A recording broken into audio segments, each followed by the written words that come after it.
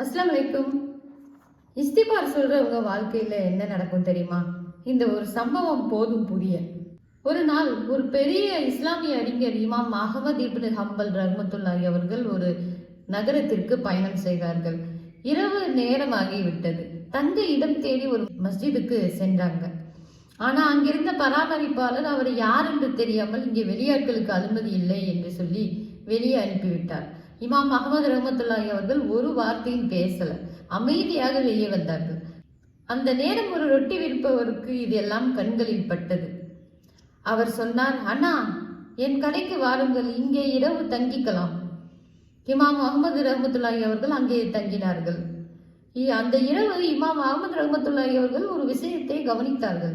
அந்த ரொட்டி செய்கிற மனிதர் மாவை பிசைந்து கொண்டே இருந்தார். ஆனால் அவர் நாக்கு ஓயவே இல்லை. அஸ்தக்ஃபிருல்லா அஸ்தக்ஃபிருல்லா, ஒரு நிமிஷம் கூட நிறுத்தவே இல்லை.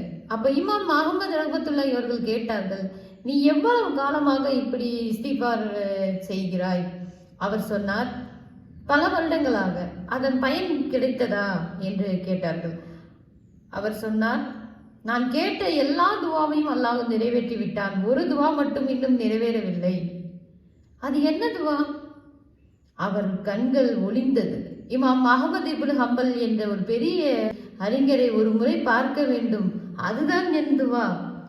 அதை கேட்ட இமாம் அஹமது ரஹ்மத்துல்லாஹி அவர்களின் கண்களில் இருந்து கண்ணீர் தாரை தாரையாக வழிந்தது.